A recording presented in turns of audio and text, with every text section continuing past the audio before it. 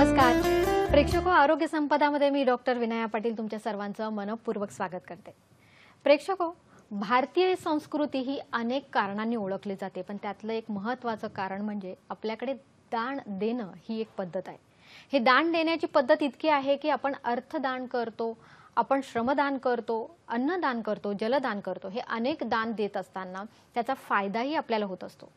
पण हीच संस्कृतीतलं, आपल्या संस्कृतीतलं दान देण्याची जी पद्धत आहे ती वैद्यकीय शास्त्राने अगदी छान पद्धतीने स्वीकारली आणि तिथून जो प्रवास झाला तो म्हणजे रक्तदानाचा।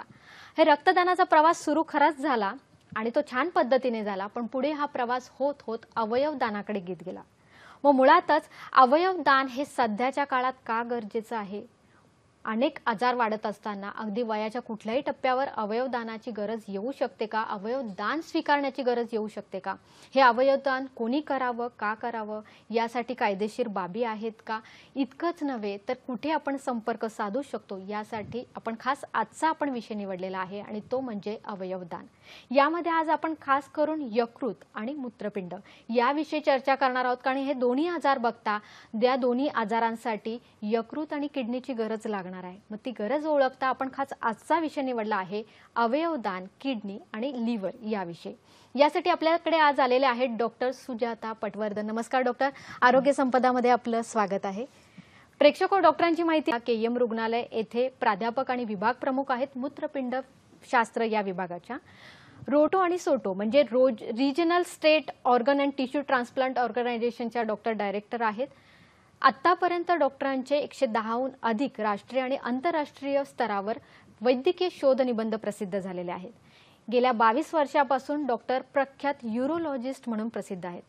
प्रेक्षको, आजचा जो विषय आहे फार महत्त्वपूर्ण आहे आणि या विषयावर तुम्हाला नक्कीच माहिती हवी असेल। ती माहिती घेण्यासाठी तुम्हाला आमचे फोन नंबर लागतील, ते चटकन लिहून घ्या। ते असे आहेत 022 हा मुंबईचा कोड क्रमांक आहे आणि लँडलाईन नंबर आहे 24900232 24900232।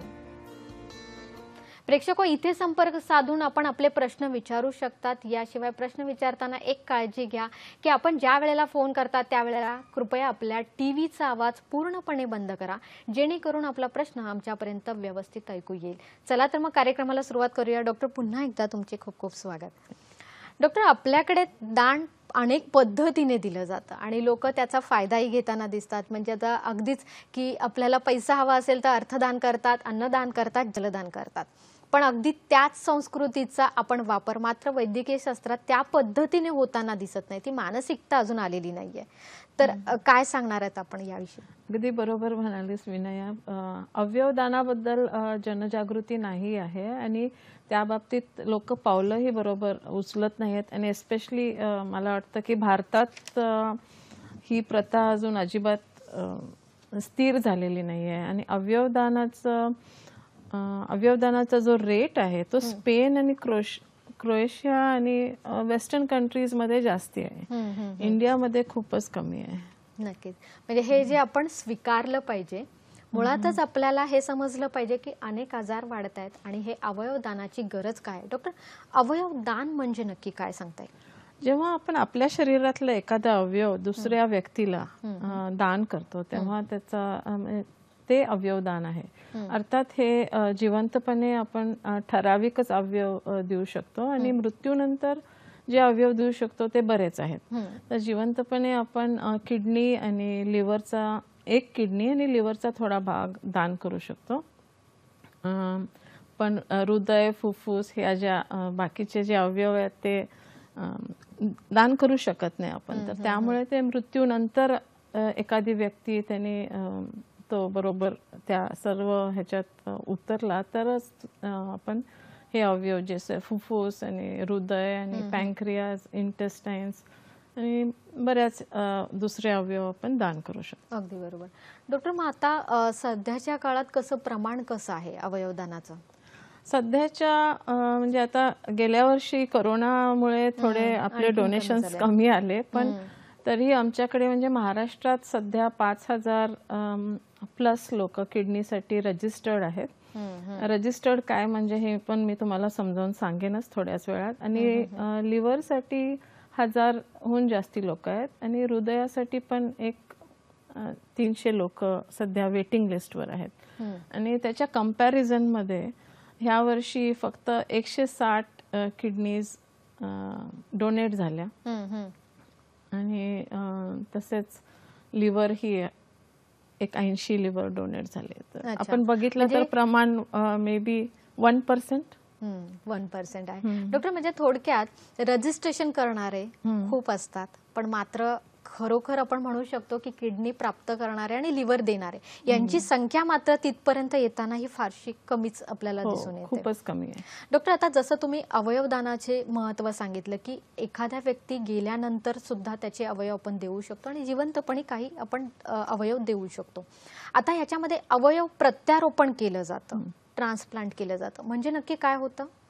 प्रत्येक अवयवाला एक रक्त घेऊन येणारी वाहिनी असते आणि त्या अवयवातून परत रक्त वापस घेऊन जाणारी दुसरी वाहिनी असते, त्याला आर्टरी आणि वेन म्हणतो. आणि बरेच डक्ट्स पण असतात. तर हे जेव्हा आपण एखादा अवयव एखाद्या शरीरातून काढून दुसऱ्या शरीरात आपल्याला जेव्हा ते घालायला लागतं तेव्हा ह्या सर्व गोष्टींचं जोडकाम करायला लागतं. इन जनरल अॅनास्टोमोसिस म्हणतो आम्ही त्यांना. तर ह्या सगळ्या गोष्टी रक्तस्त्राव आत येण्यासाठी पण जागा तयार करायला लागते आणि परत रक्त बाहेर जाण्यासाठीही.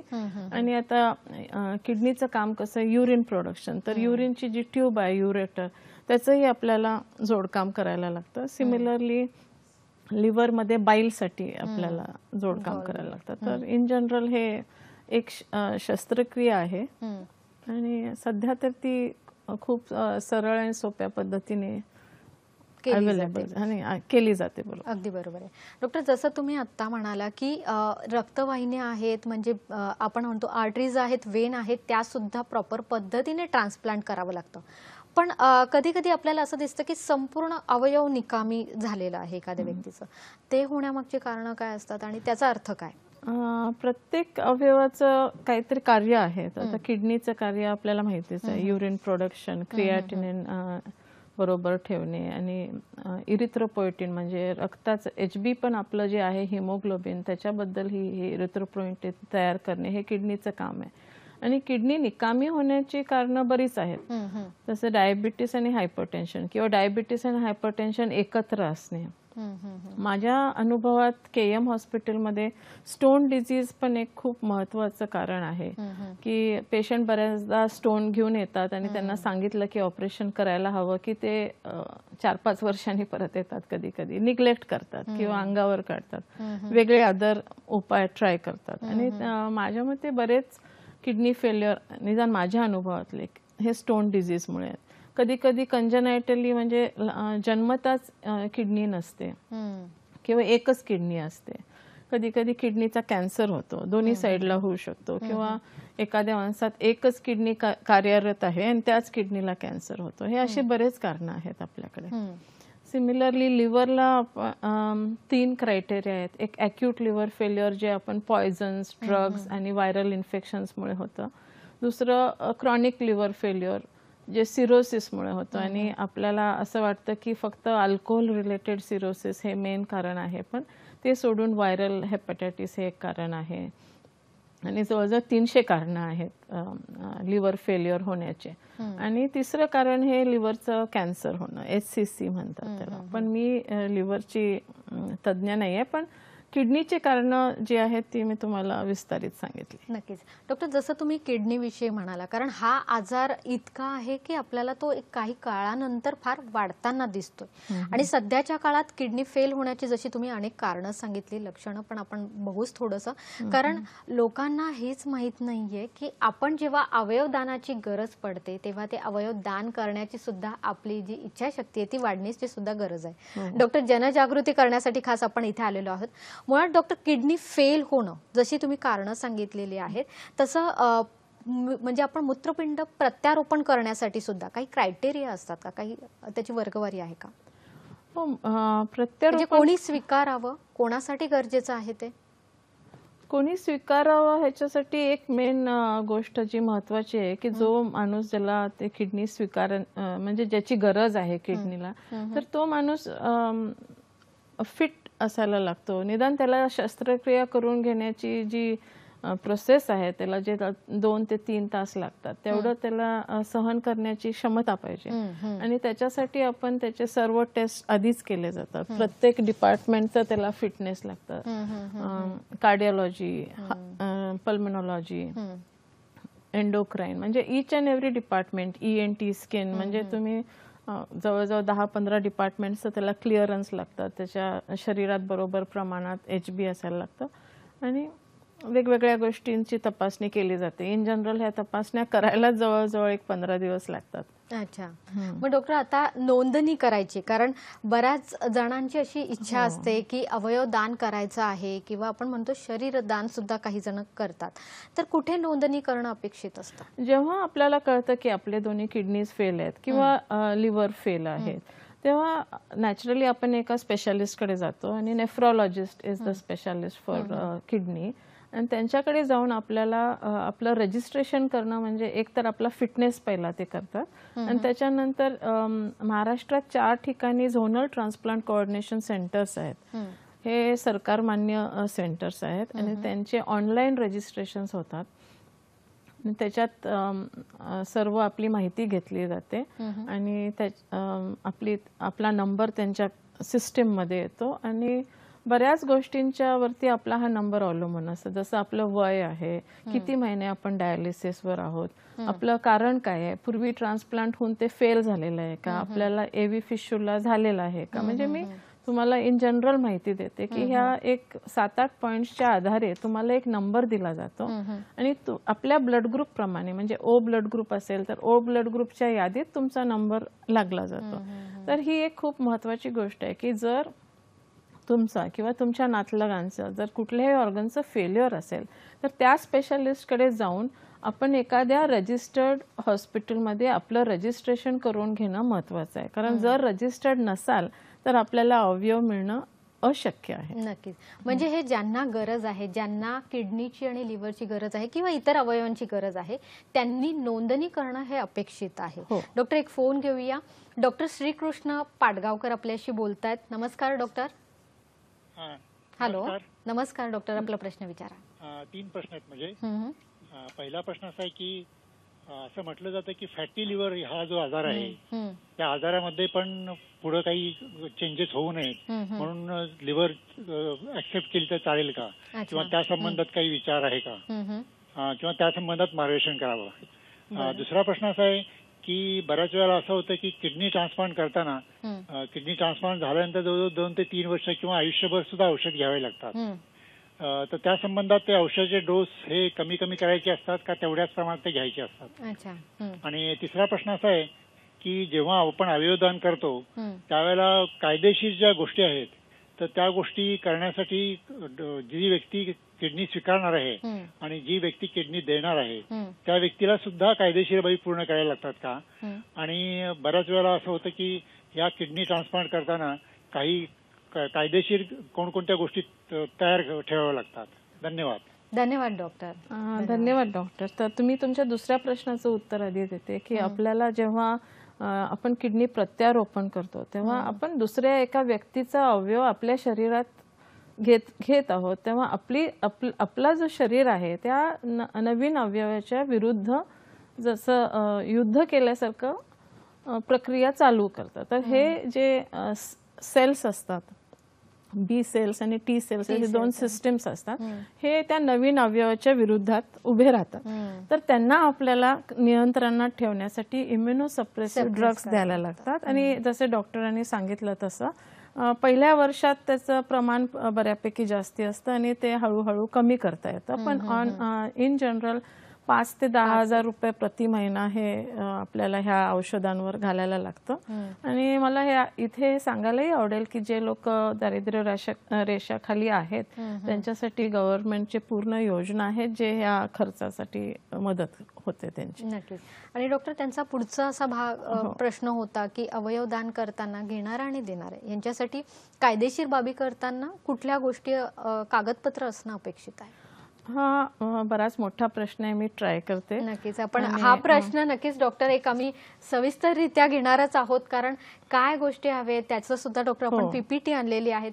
मला वाटतं आपण तो थोडासा प्रोग्राम आपण पुढे गेल्यानंतर या प्रश्नाचं तुमच्या प्रश्नाचं आम्ही जरूर उत्तर देऊ. डॉक्टर तुम्ही जसं म्हणालात की ट्रान्सप्लांट करण्याआधी आपल्याला तो व्यक्ती फिट असणं अपेक्षित आहे, पण मग कुठल्या चाचण्या या करणं आपण सुचवू शकतात? म्हणजे सगळेच ब्लड टेस्ट केले जातात आणि ऑब्व्हियसली आता हार्टचं असेल तर 2D एको लागतं, कधी कधी स्ट्रेस लागते, असे त्यांचे स्पेसिफिक टेस्ट केलेले जातात.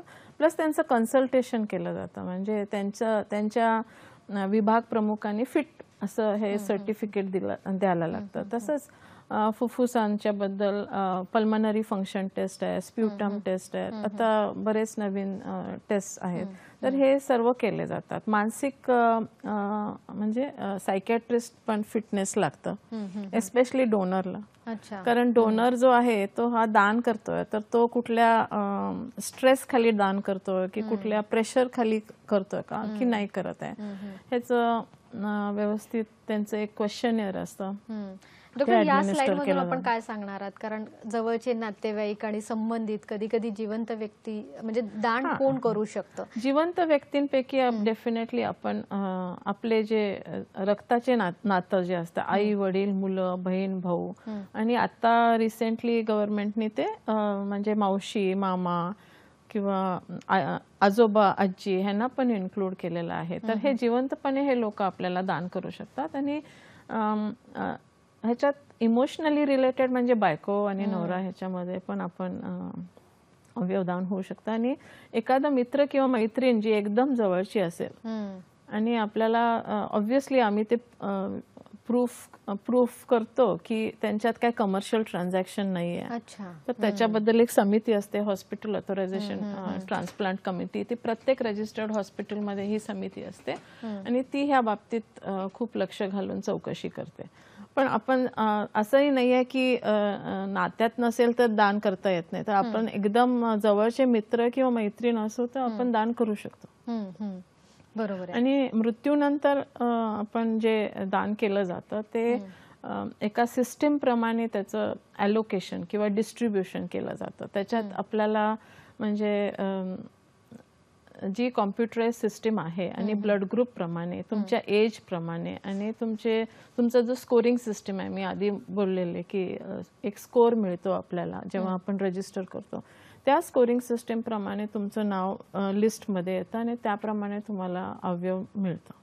डॉक्टर जसं आत्ता तुम्ही म्हणाला की जवळचे नातेवाईक असतील किंवा आपले संबंधित आपल्याला ओळखणारे असतील ते दान करू शकतात, पण कधी कधी आपल्याला दिसतं की हॉस्पिटलमध्येच 2 रुग्ण असतात आणि त्यांचे नातेवाईक एकमेकांचं ब्लड ग्रुप मॅच होतं, ते पर्सेंटेज स्ट्रॉंगली त्यांचं मॅच झाल्यामुळे पण ऑर्गन डोनेशन होतं. थोडंसं वेगळं आहे की बऱ्याचदा असं होतं की म्हणजे एक व्यक्ती आहे आपल्या फॅमिलीमध्ये आणि त्यांना अवयवाची गरज आहे, पण आई वडिलांचा ब्लड ग्रुप त्यांच्याशी एक्झॅक्टली मॅच होत नाही किंवा क्रॉस मॅच निगेटिव्ह येतो किंवा आई वडील फिट नाही आहेत आणि दुसरं कोणीतरी पण त्यांना एक कोणीतरी डोनर आहे आणि दुसरी फॅमिली असते ज्याच्यात त्यांच्याकडे सेम प्रॉब्लेम असतो, तर कधी कधी हे एकमेकांना मदत करू शकतात. तर त्याला आपण स्वॅप ट्रान्सप्लांट मध्ये किंवा शेड ट्रान्सप्लांट म्हणतो. अगदी बरोबर आहे. म्हणजे जेव्हा ज्याला गरज पडते त्यावेळेला आपण मदत करणं ही अपेक्षित असते. डॉक्टर एक फोन घेऊया. प्रियांका तांबे बोलतायत आपल्याशी. नमस्कार प्रियांकाजी. हॅलो हॅलो हॅलो हॅलो प्रियांकाजी, आपला प्रश्न विचारा. मॅडम, माझा एक प्रश्न आहे तुम्हाला की माझा सख्खा माऊस भाऊ आहे आणि त्यांनी काय केलंय, त्याच्या दोन्ही किडन्या त्याच्या फेल झाल्या आणि त्याच्या मंडळीने त्याच्या बायकोनी त्याला एक किडनी दान केली आहे आणि त्याला एक किडनी आहे. आणि दुसरी गोष्ट, एक किडनी जर आपण सपोज एका किडनीवरती माणसाचं किती वर्ष आयुष्य असतं? ठीक आहे, धन्यवाद प्रियांकाजी. योग्य. दुसरा एक प्रश्न आहे. माझं वय 36 आहे. लघवीचा कधी कधी प्रॉब्लेम होतो वगैरे. ठीक आहे, धन्यवाद. तुमचे दोन्ही प्रश्न आमच्यापर्यंत आलेले आहेत. डॉक्टर, जेव्हा आपण प्रश्नाचं उत्तर लगेच देऊन टाकूया, त्यांचं काय म्हणजे काय तुम्ही सांगू शकता त्यांना? किडनी दान हे आपण डेफिनेटली अगदी निश्चिंतपणे करू शकता, कारण आपण एका किडनीवरती आपण पूर्ण आयुष्य जगू शकतो.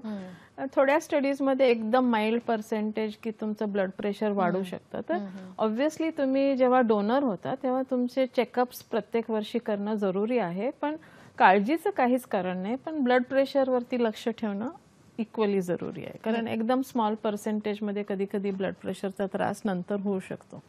आणि डॉक्टर, त्यांचा दुसरा प्रश्न होता, वय वर्ष 36 आहे आणि लघवीला थोडासा त्रास होतो आणि थोडा त्रास झाला की अगदी मनात शंका येते की अरे किडनीला काही त्रास तर होत नाहीये ना?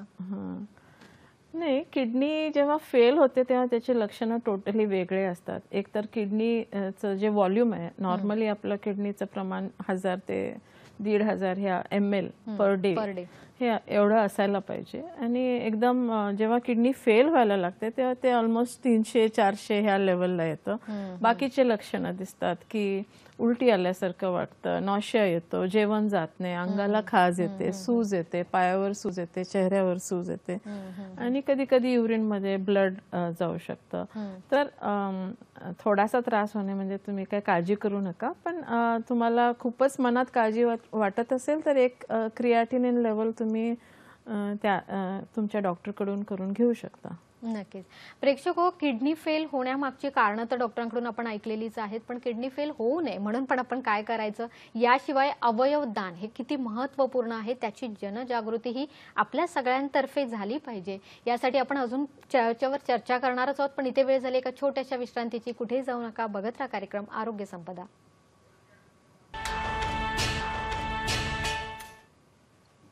ब्रेकनंतर प्रेक्षको, तुमचं पुन्हा एकदा स्वागत. डॉक्टर सुजाता पटवर्धन मॅडम आपल्यासोबत आहेत. अवयवदान याविषयी डॉक्टर आपल्याला मार्गदर्शन करतात. बऱ्याच वेळेला अवयव घेणारे आणि देणारे आणि डॉक्टर यांच्यामध्ये डॉक्टर हा आपण म्हणू शकतो याची जनजागृती असते आणि बाकी समाज मात्र यापासून अनभिज्ञ आपल्याला दिसतो. डॉक्टर, किडनी आपण म्हणू शकतो फार महत्त्वाचा अवयव आहे आपल्या शरीरासाठी.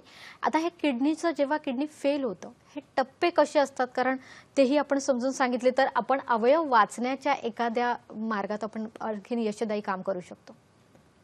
बरोबर आहे. तर किडनी फेल्युअरचे बरेच स्टेजेस असतात, 5 स्टेजेस असतात. पण युजली माझ्या मते पेशंटला ते काही स्टेजेस असे व्यवस्थित म्हणजे लक्षात येत नाहीत आणि लक्षणांवरून सांगू शकतो. पण इन जनरल मी सांगितले कारणं जी आहे, डायबिटीस आहे, ब्लड प्रेशर आहे, स्टोन डिझीज आहे, किंवा तुम्हाला कुठले कंजनायटल डिसऑर्डर्स आहेत किंवा कॅन्सर आहे.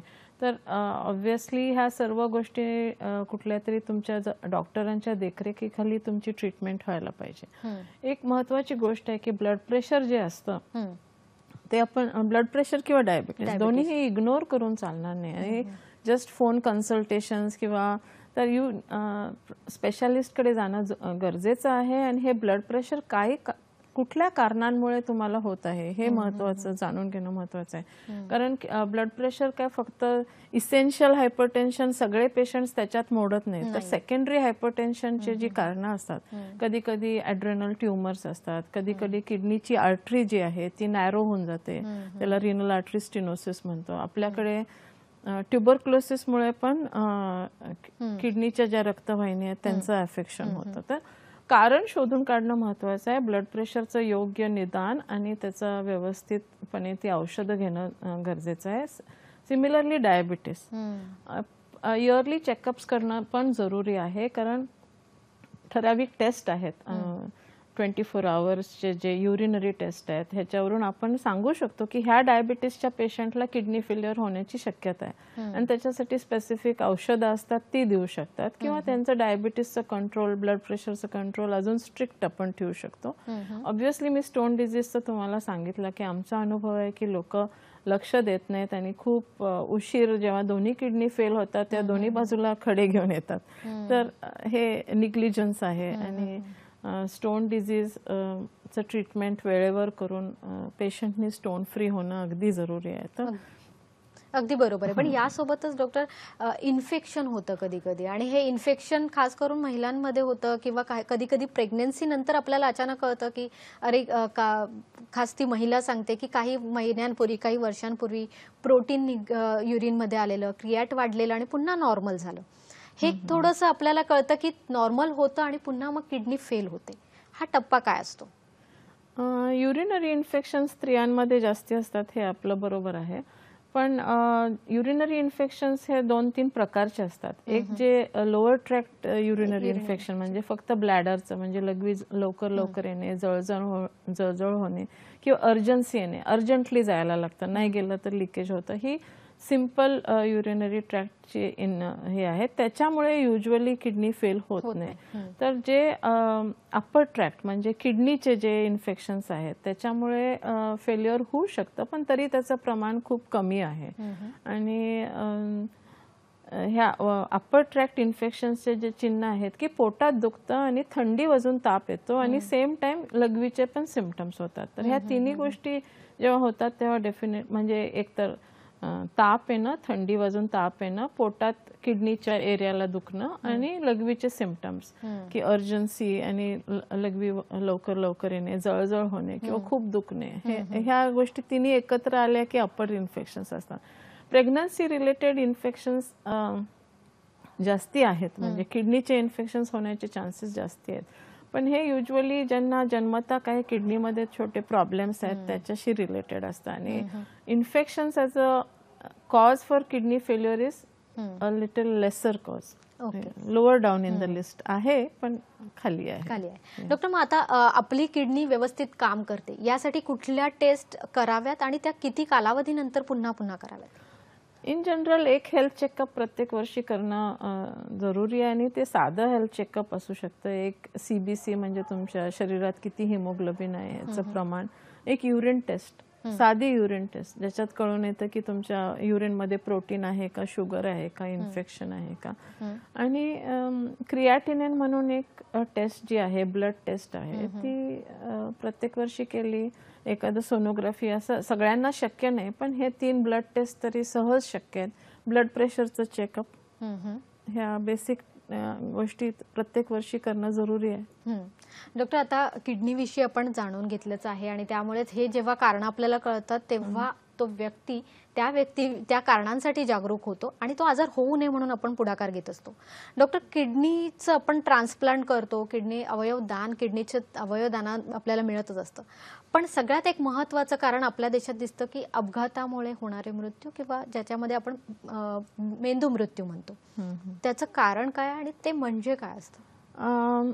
जवळजवळ 1950 आणि 60 ह्या दरम्यान हे मेंदू मृत्यू हा कन्सेप्ट मानला गेला. म्हणजे तो प्रूव्ह केला गेला की हो, मेंदू आधी मरू शकतो, आणि एकदा मेंदू मृत्यू झाला की पूर्ण शरीर एक 24-48 किंवा मॅक्सिमम 72 आवर्समध्ये मरतं. कारण जे मेंदू आहे, ज्यात एस्पेशली तो छोटा मेंदू जो आहे किंवा ब्रेन स्टेम आपण ज्याला म्हणतो, त्याच्यात सगळे सेंटर्स आहेत. आपलं रेस्पिरेशन, आपलं सर्क्युलेशन, कॉन्शियसनेस, आणि हे जे मेन सेंटर्स आहेत हे छोट्या मेंदूत आहेत. आणि ह्या छोट्या मेंदूला जेव्हा इजा होते, मी सांगते थोड्या वेळातच कशामुळे इजा होते, पण जेव्हा हा छोटा मेंदू निकामी होतो किंवा त्याला मार लागतो किंवा तो मरण पावतो छोटा मेंदू, तेव्हा बाकीचं शरीर जे आहे, बाकीचं जे अवयव आहेत ह्यांचं आपण सर्क्युलेशन, त्यांचं ऑक्सिजन सप्लाय, त्यांचं न्यूट्रिशनल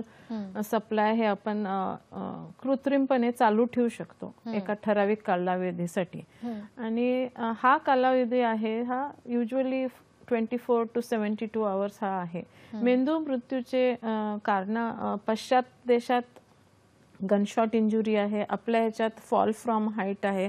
आणि मुंबईत म्हणजे आम्ही एक स्टडी केलेला ज्याच्यात रेल्वेमध्ये जे लोक लटकत बाहेर फिरतात आणि पोल लागतो डोक्याला, तर तो एक कारण आहे. ब्रेन हेमरेज हे मेडिकल म्हणजे जेव्हा ब्लड प्रेशर ठराविक प्रमाणाच्या वर जातं तेव्हा ब्रेनमध्ये हेमरेज होऊन त्याच्यामुळे पण मेंदू मृत्यू होऊ शकतो. आणि कधी कधी इन्फार्क्ट म्हणजे मेंदूचे जे रक्तवाहिनी आहेत त्यांचा जर ब्लॉकेज आलं तर मृत्यू होऊ शकतो. तर ही कॉमन कारणे आहेत. नक्कीच. म्हणजे मला एक अशी गोष्ट माहितीये की तिथं अचानक मृत्यू होताना दिसतात, कारण हे महत्वाचे अवयव, महत्वाचे सेंटर या आपल्या आपण म्हणू शकतो मेंदूच्या, छोट्या मेंदूच्या भागात आहेत. डॉक्टर, मेंदू मृत्यू होतो, आता हे निदान जसं आपण एक साधा डॉक्टर वेगळा मृत्यू होतो ठरवू शकतो, तसं मेंदू मृत्यू होतो हे कोण ठरवू शकतो? हा खूप चांगला प्रश्न आहे, कारण हे जाणून घेणं महत्वाचं आहे. मेंदू मृत्यूचं जे निदान आहे ते फक्त ICU मध्ये होतं. ते घरी, रस्त्यावरती, छोट्या हॉस्पिटलमध्ये, जनरल वॉर्डमध्ये नाही होऊ शकत. त्याच्यासाठी पेशंट ICU मध्येच ऍडमिट लागतो आणि गव्हर्नमेंट रजिस्टर्ड आणि गव्हर्नमेंट अपॉइंटेड 4 डॉक्टर्स लागतात हे टेस्ट करण्यासाठी. टेस्ट बरेच आहेत, ॲपनिया टेस्ट आहे, कॉर्नियल रिफ्लेक्स आहे, गॅग रिफ्लेक्स आहे, असे म्हणजे आता मेडिकल टर्म्स सांगण्यात अर्थ नाही, पण एक 4-5 टेस्ट आहेत जे टेस्ट 4 डॉक्टर्स करतात आणि त्याच्यानंतर 6 तासाची गॅप ठेवून ते टेस्ट परत केले जातात आणि दोनदा केल्यानंतरच माणूस घोषित केला जातो की हा आता ब्रेन स्टेम डेथ आहे. म्हणजे तितका कालावधी हा घेतला जातो, त्या व्यक्तीला वैद्यकीय औषधोपचार दिले जातात आणि पुन्हा पूर्ववत होण्याचं काम केलं जातं. डॉक्टर, ही फार वेगळी भावना असते की जेव्हा एखाद्या व्यक्तीचा कोणी जवळचा नातेवाईक ICU मध्ये असतो आणि मेंदू मृत्यू झालेला असतो, अशा व्यक्तींना पुन्हा काउन्सिलिंग करून अवयवदानाकडे नेण्यासाठी काउन्सिलिंग हा फार महत्वाचा टप्पा येत असेल, हे कसं साधलं जातं?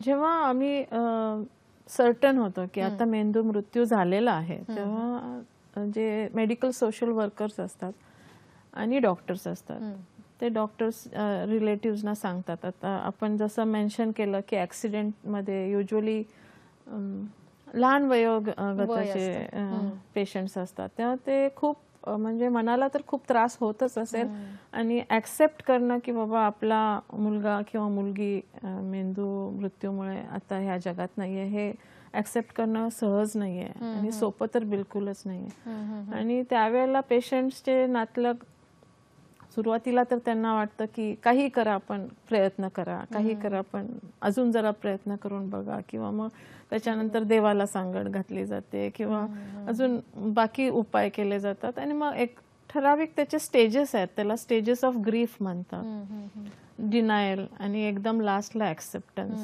सो ह्या प्रोसेसमधनं फॅमिलीला जायला लागतं आणि ह्या प्रोसेसमधनं जाण्यासाठी मेडिकल सोशल वर्कर्सचं ट्रेनिंग स्पेशली झालेलं असतं आणि अवयवदानाबद्दल आम्ही इमिजिएटली काही त्यांना बोलत नाही. त्यांना पहिल्यांदा ॲक्सेप्ट करायला पाहिजे की हे झालेलं आहे आणि त्याच्यानंतर त्यांची इच्छा असेल आणि त्यांची कन्सेंट असेल तरच अवयवदानाबद्दल पुढे चर्चा केली जाते. नक्कीच. डॉक्टर, एक फोन घेऊया. मीना बोलतायत आपल्याशी जळगाव इथून. नमस्कार मीनाजी.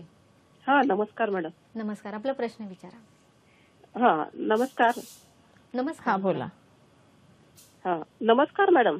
हा, नमस्कार, बोला. हा मॅडम, मी तुम्हाला प्रश्न असा विचारू इच्छिते की जिवंतपणे आपण कोणते अवयव दान करू शकतो? आणि दुसरा प्रश्न असा आहे की मनुष्य मेल्यानंतर अवयवदान किती वेळात करावे? ठीक आहे. जिवंतपणे आपण किडनी, लिव्हरचा एखादा भाग आणि सध्या युट्रस पण कधी कधी आपण दान करू शकतो आणि रक्तदान करू शकतो. हे एवढेच जिवंतपणे करू शकतो. मृत्यू पश्चात आपण बरेच अवयव दान करू शकतो. आपण रिसेंटली ऐकलं असेल की मुंबईमध्ये मोनिकाला 2 हात मिळाले. सिमिलरली साऊथमध्ये, कोचीमध्ये पण हे झालेली आहे सर्जरी.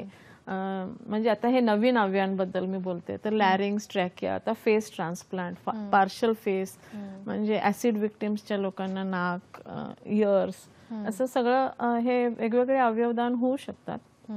कॉमन अवयवदान जे होतात ते liver, kidney, heart, lung, intestine, pancreas ह्या अवयवांचे दान होतं. नक्कीच.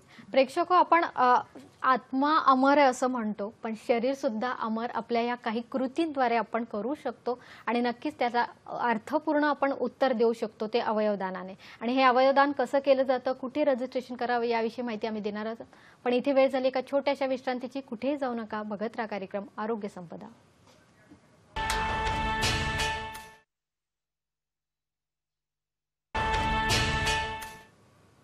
ब्रेकनंतर तुमचं पुन्हा एकदा स्वागत. डॉक्टर सुजाता पटवर्धन आपल्यासोबत आहेत. अवयवदान याविषयी डॉक्टर आपल्याला मार्गदर्शन करतात. प्रेक्षको, अवयवदान करण्याची बऱ्याच जणांची इच्छा असते, पण नक्की हे अवयवदान कुठे करावं, त्यासाठी काय आपली म्हणजे कागदपत्रांची गरज असते का डॉक्टर? नाव नोंदणी होते का? काय असते ती प्रक्रिया? अवयवदानासाठी आपण जिवंतपणे आपण डोनर कार्ड भरू शकतो. एक प्लेज फॉर्म असतो, तो एक प्लेज फॉर्म आपण भरू शकतो, ऑनलाईन भरू शकतो किंवा आमचे जे ऑफिसेस आहेत मुंबईमध्ये तिथे, प्रत्येक एरियामध्ये हे ऑफिसेस आहेत, ZTCCs आहेत. आणि असं डोनर कार्डला असं काय म्हणजे डोनर कार्ड म्हणजे तुमची बेसिक माहिती घेतली जातं, तुमचं नाव, वय, कॉन्टॅक्ट नंबर, तुमची इच्छा आहे का ऑर्गन डोनेशन करायची. म्हणजे समजा तुम्ही मेंदू मृत्यू झाला, म्हणजे तुमचा मृत्यू मेंदू मृत्यूमुळे झाला तर हे एक कन्सेंट आहे किंवा इच्छा आहे. पण मृत्यूनंतर आपलं शरीर जे आहे ते आपल्या नेक्स्ट ऑफ किन कडे गेलं जातं आणि आम्हाला नातलगांची सही घ्यायलाच लागते की त्यांची इच्छा आहे का अवयवदान करायची. तेव्हा आपल्याला जर डोनर व्हायचं असेल तर सर्वात महत्वाची गोष्ट आहे की आपल्या कुटुंबियांना ते माहिती पाहिजे की हा माझी इच्छा आहे. मग नंतर त्यांनी तुमच्या इच्छेला मान देणं न देणं हा त्यांचा प्रश्न आहे. पण इन जनरल आपण देतोच ना, म्हणजे इच्छा असेल आणि प्रगट केली असेल तर त्याला प्राधान्य दिलंच जातं. त्यामुळे डोनर कार्ड भरू शकतो. तर सध्या लायसन्स वरती पण ऑप्शन आहे की एम आय अ डोनर, त्याच्यात आपण टिक करू शकतो. तर सिमिलरली असं आहेत प्लॅन्स की प्रत्येक आय कार्ड वरती जर समजा प्रत्येक संस्था करू शकते हे. आणि डोनर कार्ड भरणं हे खूप डोनर कार्ड भरणं आणि तुमच्या ते पर्समध्ये असणं हे दोन्ही महत्वाच्या गोष्टी आहेत. प्लेज फॉर्म मध्ये नातलगांच्या सहीची गरज असते आणि प्लेज फॉर्म तुम्हाला स्कॅन करून रोटो, सोटो किंवा नोटो ह्या ऑर्गनायझेशन्सना पाठवून तिथे ते रजिस्टर करणं महत्वाचं. नक्कीच. डॉक्टर, तुम्ही ह्या रोटो आणि सोटो दोन ऑर्गनायझेशनच्या तुम्ही डायरेक्टर आहात. आता यांचं कार्य कसं आहे? तर 2014 साली नोटो ही संस्था पहिल्यांदा प्रस्थापित झाली सफदरजंग हॉस्पिटल दिल्लीमध्ये आणि त्याच्या अंडर 5 रिजनल सेंटर्स आहेत. जे वेस्टर्न साईडचं रिजनल सेंटर आहे ते KM हॉस्पिटल मुंबईमध्ये आहे आणि त्याची मी डिरेक्टर आहे. आणि आम्ही महाराष्ट्र, गुजरात, गोवा, दीव, दमण आणि छत्तीसगड ह्या 5 स्टेट्समधलं ट्रान्सप्लांट आम्ही करतो. आणि त्यांचं म्हणजे काम काय आहे आमचं, तर एक तर आम्हाला हा डेटा जो आहे लाईव्ह आणि कॅडावर ऑर्गन डोनेशनचा हा डेटा आम्हाला डेली बेसिसवर, मंथली बेसिसवर नोटोला इन्फॉर्म केला जातो. इन जनरल जे प्रत्यारोपणाचं जे कार्य चालू आहे ते व्यवस्थित कायद्याप्रमाणे चालू आहे का ह्याचं निरीक्षण केलं जातं. आणि वेगवेगळ्या जनजागृतीच्या योजना राबवल्या जातात. आता सध्या नवीन गोष्ट सांगण्यासारखी ही आहे की आम्ही KM हॉस्पिटलमध्ये कॅडावर लॅब एस्टॅब्लिश करत आहोत. माझ्या मते ते मे महिन्यापर्यंत इट विल बी फंक्शनिंग आणि दिस विल बी हे ट्रेनिंगसाठी आहे. डॉक्टर्सना प्रत्यारोपण कसं करायचं किंवा अवयव दाता मिळाला तर ते जे अवयव काढायचे आहेत ते पण व्यवस्थित काढायला लागतात आणि बरोबर एका शास्त्रोक्त पद्धतीप्रमाणे काढले जातात. तर हे शिकवलं जाईल आणि प्रत्यारोपण कसं करायचं हे शिकवलं जाईल. तर डॉक्टर्सच्या ट्रेनिंगसाठी आम्ही कॅडावर लॅब एस्टॅब्लिश करत आहोत. आणि स्किन बँक बरेच आहेत मुंबईत आणि बाकी ठिकाणी, पण आम्ही एक पब्लिक हॉस्पिटलमध्ये KM हॉस्पिटलमध्ये पण त्याचे पण काम सुरू आहे. तर हे 2 आमच्या वेगळ्या हे. प्लस आम्ही स्वॅब ट्रान्सप्लांट रजिस्ट्रीचं काम आम्ही चालू करणार आहोत आणि त्याच्यासाठी आम्ही पश्चात देशाशी हे आमचं कोऑर्डिनेशन असणार आहे. बाकी programmes awareness at various level, school, colleges, corporate offices आणि ऑर्गनायझेशन्स हे करणं जरुरी आहे. आणि मेडिकल फील्डमध्ये पण गरजेचं आहे. कारण असं नाही आहे की कारण हा विषय साधारण आपल्या करिक्युलममध्ये 80-90 ह्या सालात आला, तेव्हा थोडे लोक जे आहेत त्यांना नाही आहे ह्याच्याबद्दल कल्पना, तर ती कल्पना देणं पण जरुरी आहे. थोडक्यात सगळ्यांसाठी जनजागृती ही फार महत्वाची आहे. मुळात प्रेक्षको, अवयव दान करण्याची इच्छा असेल तर तुम्ही रोटोसोटो या संस्थेमध्ये नाव नोंदणी करणं अपेक्षित आहे आणि कायदेशीर पद्धतीने डॉक्टर आपली नोंदणी झाली पाहिजे. डॉक्टर श्रीकृष्ण पाटगावकरांनी एक प्रश्न विचारला होता की अवयवदान जो घेणारा आहे आणि देणारा आहे त्यांची एक कायदेशीर बाबी काही पूर्तता करावी लागते का, आणि त्या कुठल्या? देण्यासाठी देणारा आणि घेणारा ह्या दोघांसाठी काही कायदेशीर बाबी आहेत का?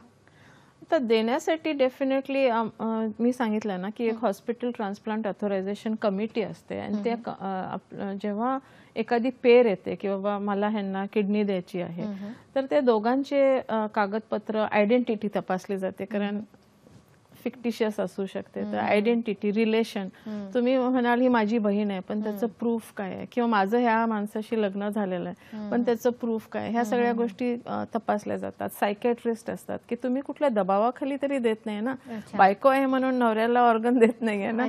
म्हणजे I am giving you an example. तर कधी कधी बहिणीला पण द्यायचं नसेल भावाला, तर असं असू शकतं. तर ह्या सगळ्या गोष्टींचं बघितलं जातं जेव्हा अनरिलेटेड असतात. म्हणजे आता माझं म्हणजे मी तुम्हाला समजा फ्रेंडशिप मध्ये माझं ऑर्गन देते किंवा फॉरेनर आहेत, एखादं फॉरेनर पेर इंडियामध्ये ट्रान्सप्लांट करण्याची इच्छा आहे त्यांची, तर ह्या बाबतीत आणि स्वॉप ट्रान्सप्लांट मध्ये ह्या तिन्ही बाबतीत आपल्याला स्टेट अप्रोप्रिएट अथॉरिटीची परमिशन घ्यायला लागते. त्यांचे वेरियस फॉर्म्स आहेत, एक फॉर्मॅट आहे जो त्या फॉर्मॅटमध्ये सर्व इन्फॉर्मेशन आपल्याला देणं जरुरी आहे. आणि जेव्हा परमिशन मिळते तर ती 6 महिन्यासाठी परमिशन व्हॅलिड असते, त्याच्या आधी आपल्याला ट्रान्सप्लांट करून घ्यायला लागतं. रेसिपियंटसाठी पण सेम आयडेंटिटी प्रूफ लागतं, रिलेशनचं प्रूफ, कमर्शियल ट्रान्झॅक्शन झालेलं नाही, सायकोलॉजिकल प्रेशर खाली हे सर्व गोष्टी होत नाहीत, हे सबमिट करणं आणि डॉक्युमेंट करणं इम्पॉर्टंट आहे. नक्कीच. डॉक्टर, एक थोडासा असा समज आहे, गैरसमज म्हणूया, की अवयव घेणारा हा व्यक्ती श्रीमंतच, बऱ्याच वेळेला श्रीमंत व्यक्तीलाच अवयव मिळू शकतात.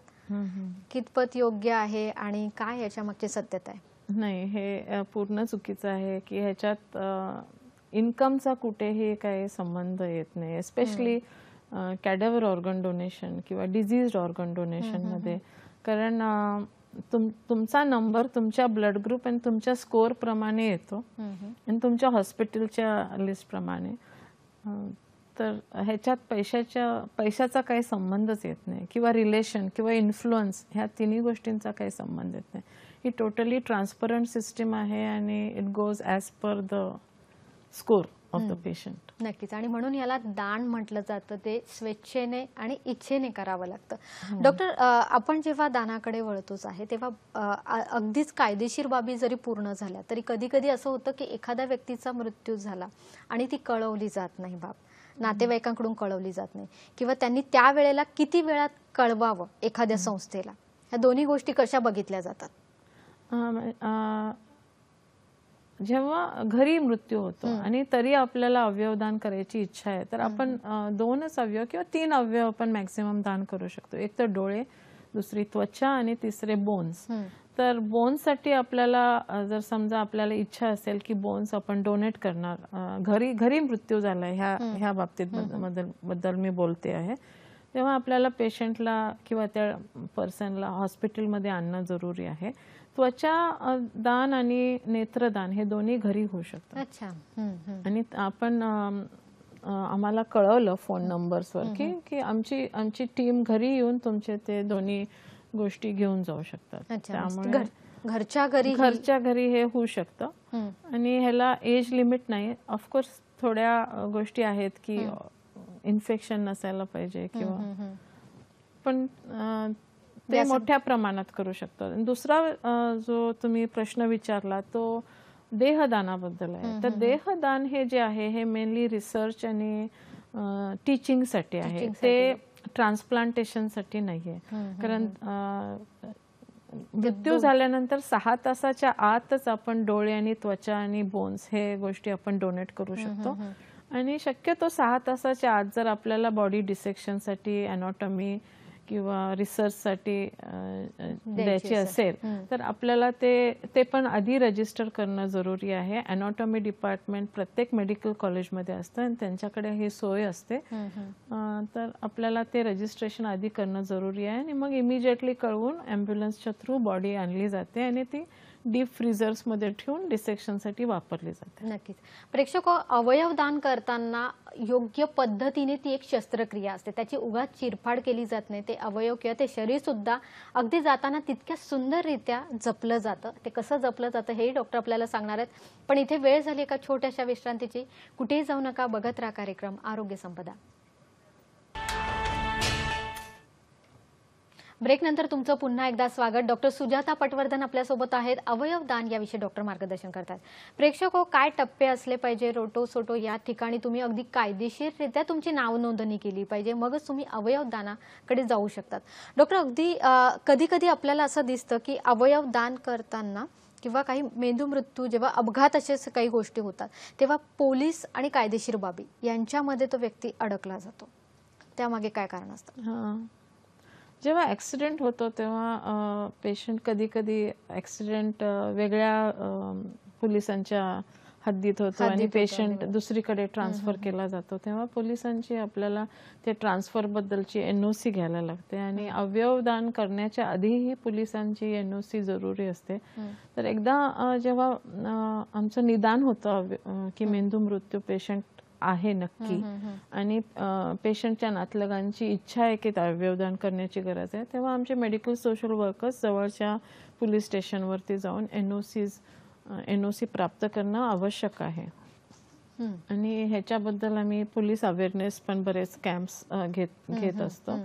तर हे जरुरी आहे आणि त्याच्यानंतर इन्क्वेस्ट पंचनामाही केला जातो आणि जेव्हा अवयवदानाची शस्त्रक्रिया पूर्ण होते त्याच्यानंतर पेशंटचं पोस्टमॉर्टम पण केलं जातं आणि मग बॉडी व्यवस्थितपणे विद्रूप न होता हँडओव्हर केली जाते रिलेटिव्ह. म्हणजे हा फार महत्वाचा मुद्दा डॉक्टर तुम्ही सांगितला की अगदी ते शरीर विद्रूप आपण होऊ देत नाही आणि त्यामुळे त्या व्यक्तीला तसंच छान पद्धतीने पुन्हा पाठवलं जातं.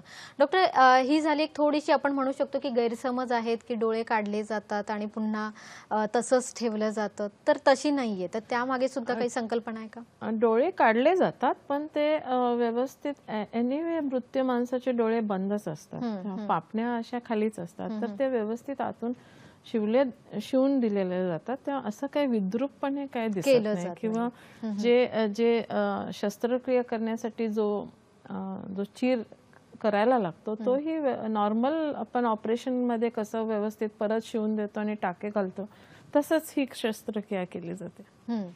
डॉक्टर, आता आपण चर्चा केली त्याच्यामध्ये अवयवदानाविषयी बोललेलो, पण सध्या आपल्याला एक असं आपल्याला दिसतं की किडनीचे आजार आणि लिव्हरचे आजार दोन्ही आपल्याला वाढताना दिसतात. थोडंसं लिव्हर डिसीजेसकडे येताना की लिव्हर फेल होण्यामागची काय कारणं दिसतात आपल्याला? मगाशी आपण सांगितल्याप्रमाणे ॲक्यूट लिव्हर फेल्युअर हे युजली पॉयझन्स, टॉक्सिन्स आणि व्हायरल इन्फेक्शन्स ह्याच्यामुळे केलं जातं. आणि ॲक्यूट फेल्युअर जेव्हा होतं तेव्हा त्या पेशंटला डायलिसिस, असं जसं किडनीला डायलिसिस आहे तसं लिव्हरला काय मशीन नाही आहे अवेलेबल आपल्याकडे की आपण ते प्रोलॉंग करू शकतो. कधी कधी इमिजिएटली फॅमिलीला निर्णय घ्यायला लागतो आणि जो कोण व्यक्ती तयार आहे त्याचा लिव्हरचा एक भाग ऑपरेशन करून तो त्या पेशंटमध्ये घालण्याची जरूरत पडते. ही जी परमिशन आहे ही कधी कधी रात्री 1 वाजता 2 वाजता पण आपले स्टेट अप्रोप्रिएट अथॉरिटीज देतात. तेव्हा हे इमर्जन्सीमध्ये हे ऑपरेशन केलं जातं आणि मागच्या वर्षाची टक्केवारी आहे की महाराष्ट्रात जवळजवळ 200 असे ऑपरेशन्स झालेले आहेत ॲक्यूटसाठी. क्रॉनिक जे फेल्युअर आहे, सिरोसिस किंवा लिव्हरच्या कॅन्सरमुळे जे फेल्युअर्स होतात ते पेशंट्स कधी कधी स्टेबल असतात, म्हणजे त्यांना घरातही राहू शकतात किंवा हॉस्पिटलमध्ये त्यांना ठेवता येतं. आणि असे पेशंट्सना जर समजा लाईव्ह कोणी रिलेटिव्ह नसेल डोनेशन करायला तर ते कॅडावर लिस्टवर येतात. पण लिव्हरचे पेशंट्सना जर डोनर नाही मिळाला तर त्यांची मॉर्टॅलिटी रेट खूप आहे, म्हणजे जवळजवळ 60-70% लोक दगावतात. नक्कीच. म्हणजे यामध्ये डॉक्टर आपल्या जसं तुम्ही म्हणालात की किडनीमध्ये निदान डायलिसिस ही एक प्रक्रिया आहे ज्यामुळे तो व्यक्ती वाचू शकतो, त्याचं आयुष्य वाढू शकतो, पण लिव्हरमध्ये तसं नाही आणि त्यामुळेच लिव्हर, यकृत हे फार महत्वाचं अवयव आपल्यासाठी ठरतं. डॉक्टर, आता जसं काही काही व्यक्तींचा मृत्यू होतो पण घरातल्या नातेवाईकांची इच्छा नसते, मग अशा वेळी काय केलं जातं? जर नातेवाईकांची इच्छा नसेल तर काहीच करू शकत नाही. अच्छा. काहीच करू शकत नाही. आम्ही बऱ्याचदा अनुभव घेतो की लोक जेव्हा त्यांना ही बातमी दिली जाते की मेंदू मृत पेशंट आहे आणि जर आपल्याला इच्छा असेल अवयवदानाची तर त्यावेळेला थोडे फॅमिलीज विचार करून हो म्हणतात, थोडे लोक ज्योतिषांना विचारू इकडे तिकडे, असे बरेच अनुभव येतात वेगवेगळे आणि खूप अवघड असतं. संमती मिळवणं सोपं नसतं. नक्कीच. डॉक्टर, या दृष्टीने आपण वेगळ्या टप्प्यावर जाऊया की असेही म्हणजे या सगळ्या गोष्टी, हे सगळं दुःख पचवून काही लोकांनी अवयव दान सुद्धा केलेले आहेत आपल्या जवळच्या व्यक्तींचं. असं एखादं काही उदाहरण आपल्याला आठवतं का? बरेच उदाहरणं आठवतात तसे. मला एक 16 वर्षाची मुलगी आठवते, मी नाव नाही सांगत, पण ती मुलुंडला तिच्या बर्थडेच्या दिवशी रात्री ती जात होती तिच्या कझिन्स बरोबर, तिच्या भावांबरोबर, आणि तिचा ॲक्सिडेंट झाला आणि ती मेंदू मृत झाली. आणि मग तिच्या छोट्या भावाने आई वडिलांना कन्व्हिन्स केलं की हे करणं म्हणजे दान करणं जरुरी आहे. बरेच उदाहरणं आहेत. कधी कधी 1 वर्ष, 6 महिने, 1.5 वर्षाची मुलं, आई वडील किती दुःखात असतील पण तरी ते पुढे येऊन अवयवदान करतात. म्हणजे एका त्या दानातून अनेक गोष्टींना, अनेक व्यक्तींना आपल्याला दान मिळताना दिसते. अनेक जणांचे जीव, प्राण हे वाचवण्याची ताकद त्या व्यक्तीमध्ये असते. प्रेक्षको, खरंच हा विषय फार गंभीर आहे, ते समजण्याची गरज आहे. थोडासा आम्ही समजवण्याचा आज प्रयत्न केलेला आहे, पूर्णतः प्रयत्न केलेला आहे. नक्कीच तुम्ही याविषयी आम्हाला अभिप्राय कळवू शकतात. त्यासाठी आमची माध्यमं अशी आहेत: facebook.com/ddsahyadri.in इथे तुम्ही आम्हाला फॉलो करू शकतात. youtube.com/user/ddsahyadri इथे तुम्ही आमचे सर्व कार्यक्रम बघू शकतात. आरोग्यसंपदा19@gmail.com इथे मेल करू शकतात. याशिवाय ट्विट करू शकतात @ddsahyadri इथे. प्रेक्षको, विषय खरंच खूप महत्त्वाचा होता आणि त्याविषयी विंदांनी असं म्हटलेलं होतं की देणाऱ्याने देत जावे, घेणाऱ्याने घेत जावे, घेता घेता एक दिवस देणाऱ्याचे हात जावे. खरंच नक्कीच आपण जेव्हा ही वृत्ती स्वीकारतो तेव्हा आपल्याला सुद्धा देण्याचं एक काम आपल्या हाती लागतं आणि ते आपण स्वीकारलं पाहिजे. अवयवदान हे त्यातलंच एक आहे आणि ते आपण स्वीकारून छान पद्धतीने जनजागृती करून ही मोहीम यशस्वीरित्या पार पाडू शकतो. डॉक्टर, तुम्ही इथे आलात आणि आम्हाला छान असं मार्गदर्शन केलं, त्याबद्दल दूरदर्शन आरोग्य संपदा तर्फे आपले धन्यवाद. थँक्यू.